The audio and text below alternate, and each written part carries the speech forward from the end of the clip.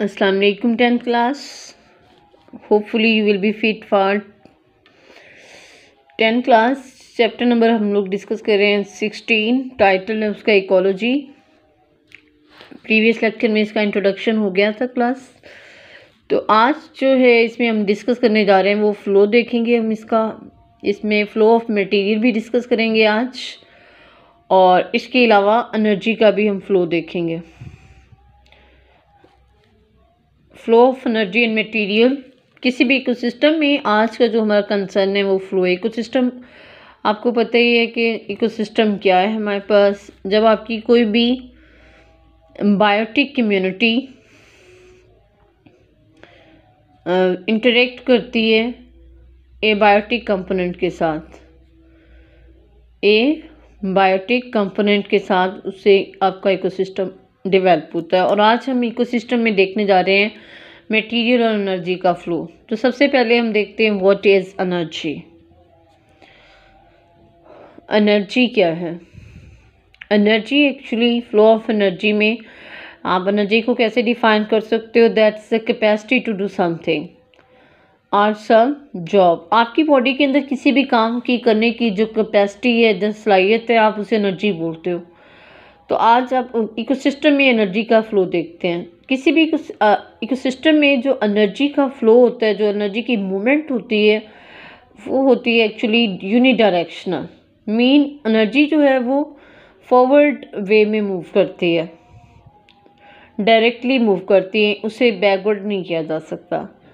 वो एक trophic level से नेक्स्ट ट्रॉफिक लेवल तक किसी भी इकोसिस्टम में जब मूव करती है तो वो यूनिडायरेक्शनल होती है, रिवर्स नहीं किया जा सकता। कैसे यूनिडायरेक्शनल होती है? लाइक सपोज एनर्जी अगर मूव कर रही है, प्राइमरी सोर्स सन है सपोज, तो सन से वो प्रोड्यूसर में आ रही है, प्रोड्यूसर से कंज्यूमर, और कंज्यूमर से आ रही है वो डिकम्पोजर में, और यहीं पे उसका एनर्जी लेवल क्या हो जाएगा? 0। सपोज आपके पास यहाँ 100 है, यहाँ पे आपके पास 10 है एनर्जी का लेवल, और यहाँ पे 5 है, तो यहाँ पे एनर्जी का लेवल क्या है? 1। और इसके बाद दैट्स विल बी एंड।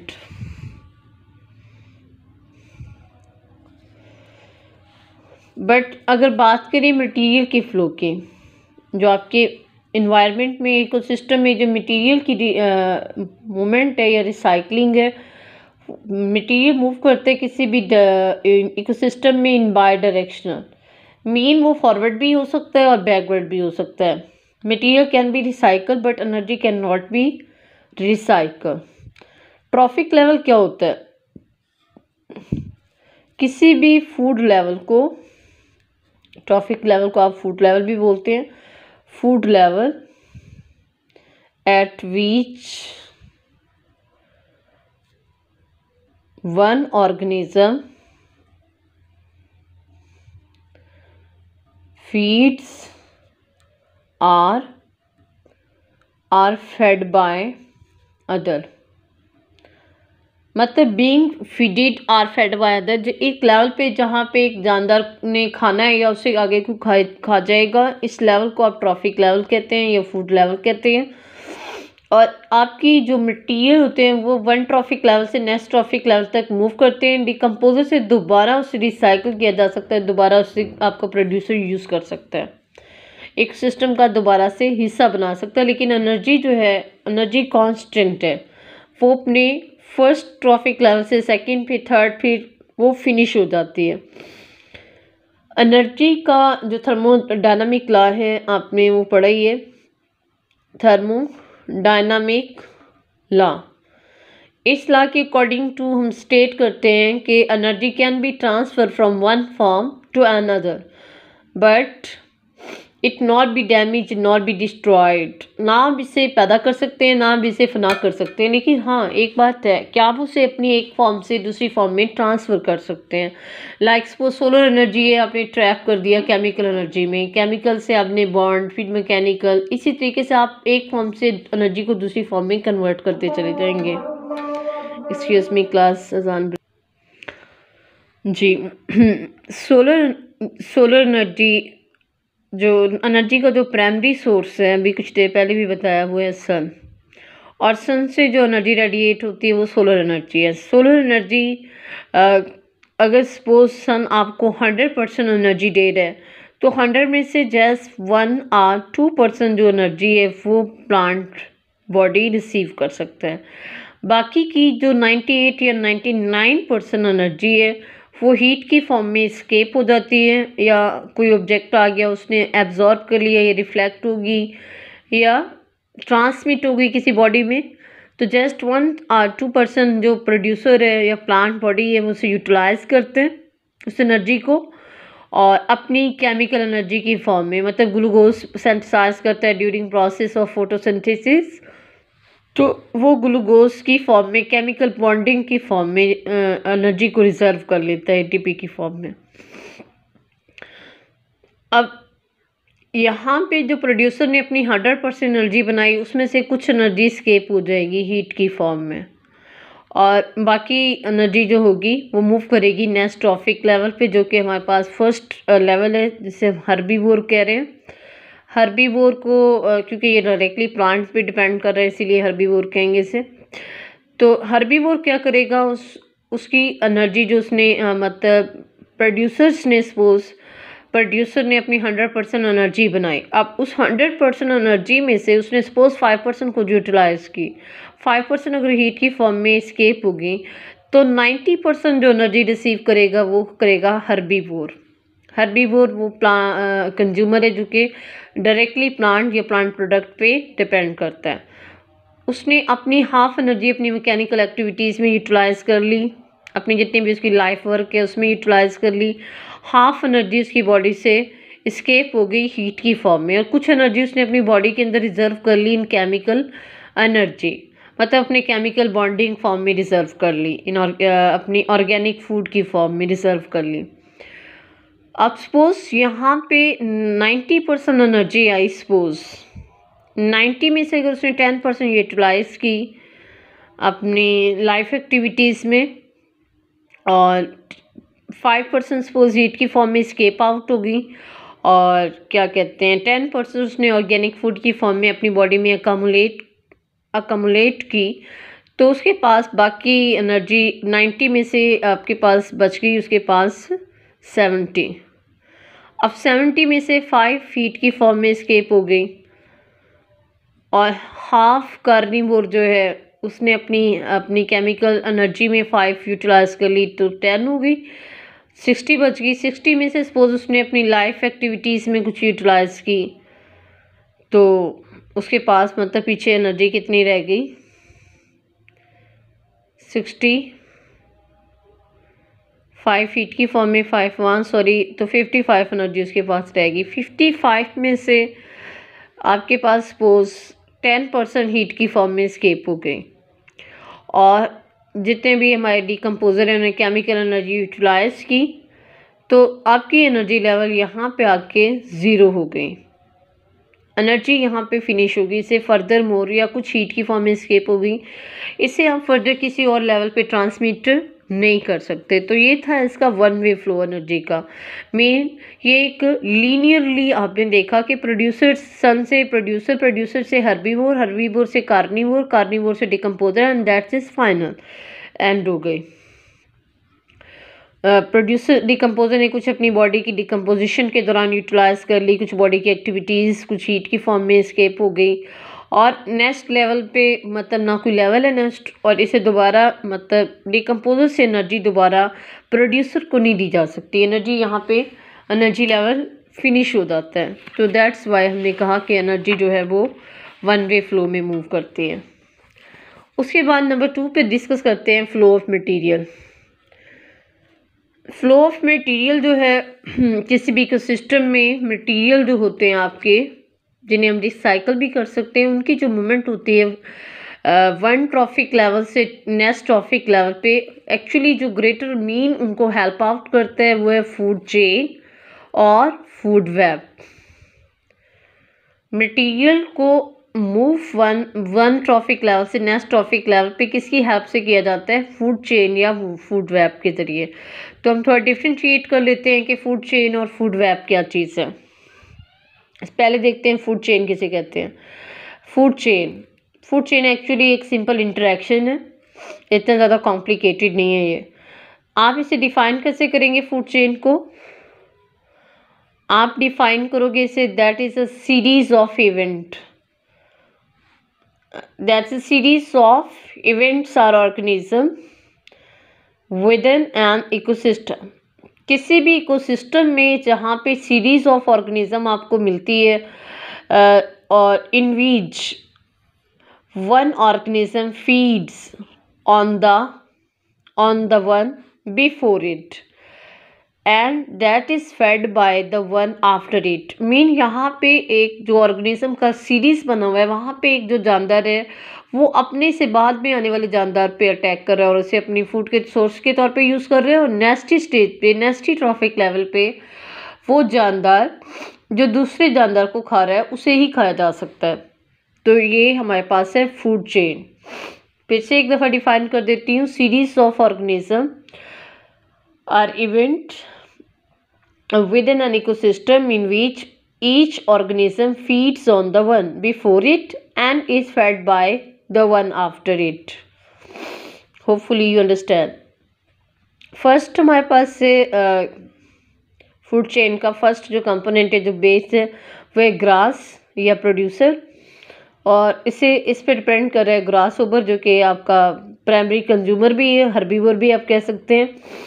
और ग्रास ओवर पे अटैक कर रही है स्पैरो। आपने भी देखा कि ये जो ग्रास ओवर है इसने फीड किया ग्रास को और इससे फीड किया स्पैरो ने।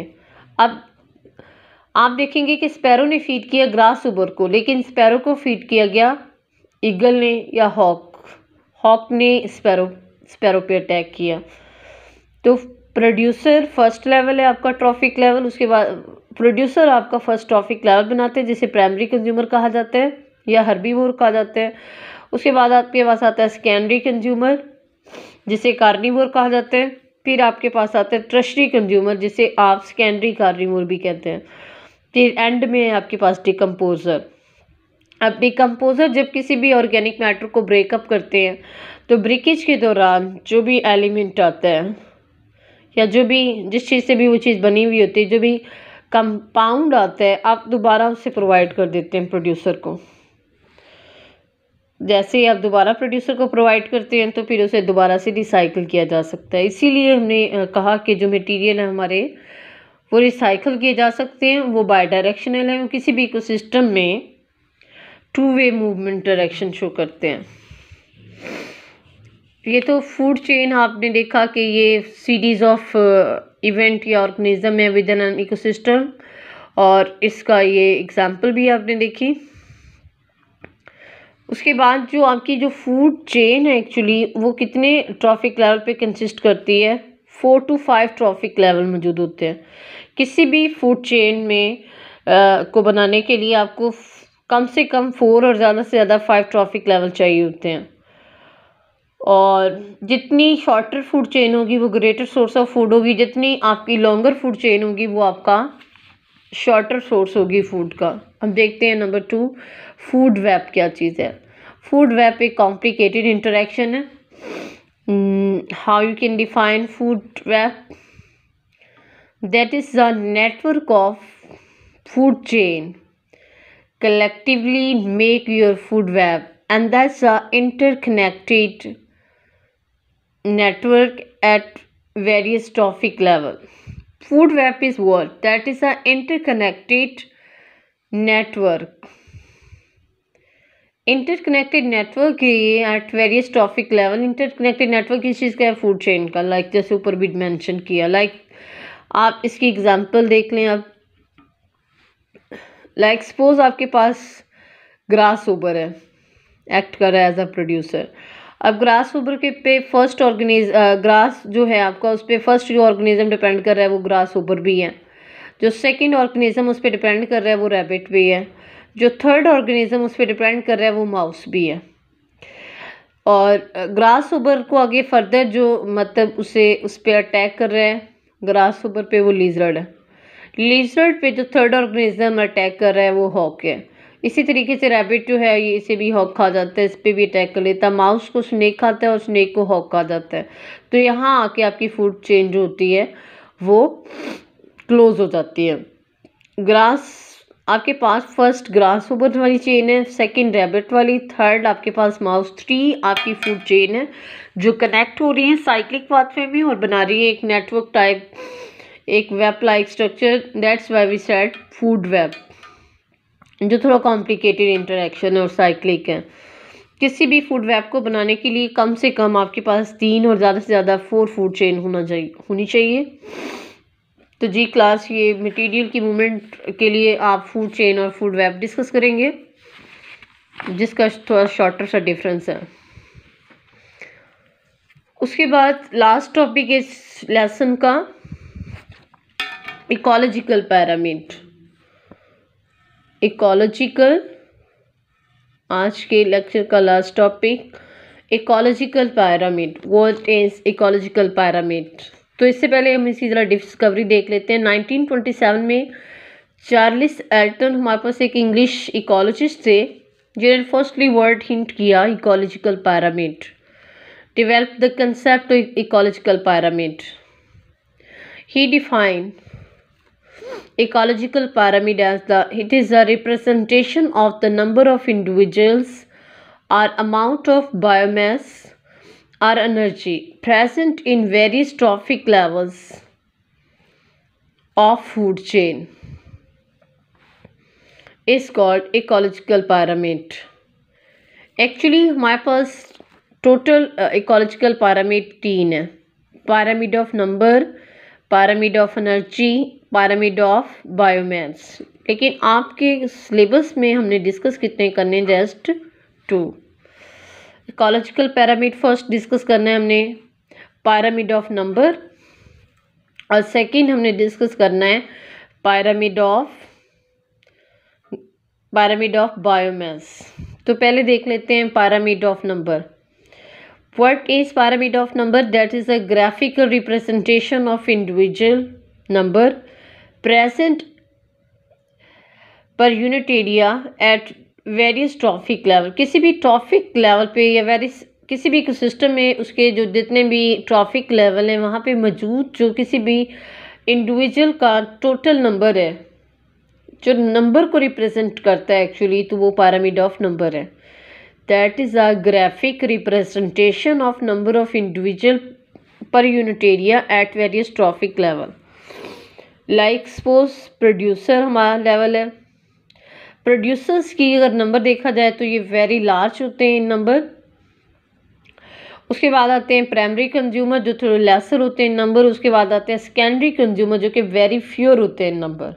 मीन सपोज आपके पास सपोज प्रोड्यूसर 10 है या सपोज 100 है, तो आपके पास जो प्राइमरी कंज्यूमर होंगे हो सकता है कि वो आपके पास 10 हो, और जो सेकेंडरी कंज्यूमर होंगे वो आपके पास हो सकता है 5 हो, और जो टर्शरी कंज्यूमर हो सकता है आपके पास जस्ट 1 हो। तो इस तरीके से इनका ट्रॉफिक लेवल जैसे फॉरवर्ड होता है, तो फर्स्ट लेवल के मुकाबले में जो सेकंड ट्रॉफिक लेवल है उसमें नंबर ऑफ इंडिविजुअल क्या हो जाता है, कम हो जाता है। तो ये तो था pyramid ऑफ नंबर। सेकंड है हमारे पास pyramid ऑफ बायोमास। बायोमास क्या है? That is a graphical representation of biomass at unit per area at different trophic level. किसी भी इकोसिस्टम में डिफरेंट ट्रॉफिक लेवल पे अगर आप उसका बायोमास देखते हैं, उसकी ग्राफिकल रिप्रेजेंटेशन देखते हैं बायोमास की, तो that will be the pyramid of biomass. And what is biomass? Actually total body mass of organism।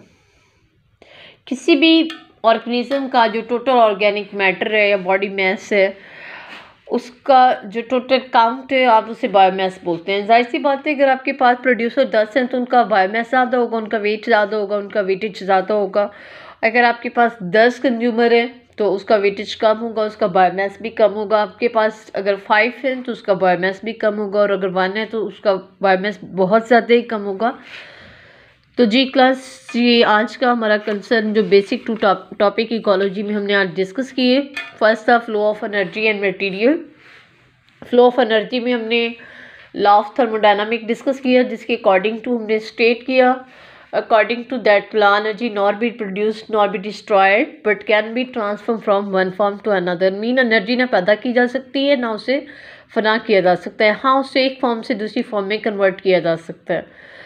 और इसके अलावा एनर्जी का फ्लो वन वे होता है, वो प्राइमरी सोर्स सन है और उसके बाद प्रोड्यूसर उसे इकोसिस्टम में शिफ्ट करते हैं और उसके बाद मतलब वो प्राइमरी कंज्यूमर के पास आती है, फिर सेकेंडरी कंज्यूमर, फिर डिकम्पोजर और फाइनली एंड हो जाती है। उसके मटेरियल के फ्लो में हमने 2 इंटरेक्शन डिस्कस किए, फूड चेन और फूड वेब। एक्चुअली जो फूड चेन था वो आपके पास एक सीरीज़ ऑफ ऑर्गेनिज्म था जिसमें एक ऑर्गेनिज्म को ईट किया जा रहा था और वो आगे जाके नेक्स्ट लेवल पे उससे ईट किया जा रहा था, उससे पहले वो अपने वाले ऑर्गेनिज्म को अपने से पहले वाले ऑर्गेनिज्म को ईट कर रहा था। तो ये खाने और खाए जाने का जो एक इंटरेक्शन डेवलप हुआ है, जो एक न्यूट्रेटिव इंटरेक्शन डेवलप हुआ है, इसे हमने फूड चेन का नाम दिया, जिसमें मैक्सिमम 4 to 5 ट्रॉफिक लेवल मौजूद थे। एक सिंपल इंटरेक्शन था जो कि लीनियर चेन के फॉर्म में मतलब रिप्रेजेंट हो रहा था, लाइक प्रोड्यूसर्स, लाइक फिर producer to consumer, primary consumer, then secondary, then tertiary. उसके बाद हमने फूड वेब डिस्कस किया जो कि एक साइक्लिक या एक इंटरकनेक्टेड नेटवर्क था डिफरेंट फूड चेन का एट वेरियस ट्रॉफिक लेवल, जो कि एक साइक्लिक पाथवे था और थोड़ा कॉम्प्लिकेटेड था। उसके बाद हमने इकोलॉजिकल पैरामिड डिस्कस किए, जो कि इकोलॉजिकल पैरामिड की जो डिस्कवरी थी चार्ल्स एल्टन, जो कि एक इंग्लिश इकोलॉजिस्ट था, उसने इसे डिस्कवर किया। हमने आपके कोर्स में 2 इकोलॉजिकल पैरामिड डिस्कस किए, like ecological pyramid of number और ecological pyramid of biomass. Ecological pyramid of number जो है वो डिफरेंट इंडिविजुअल को आपके डिफरेंट ट्रॉफिक लेवल पे मौजूद जो उसकी वैल्यू या नंबर को रिप्रेजेंट कर रहा था, और जो बायोमास था जो टोटल ऑर्गेनिक मैटर को डिफाइन कर रहा था present at various trophic level. तो जी ये था आज का टॉपिक।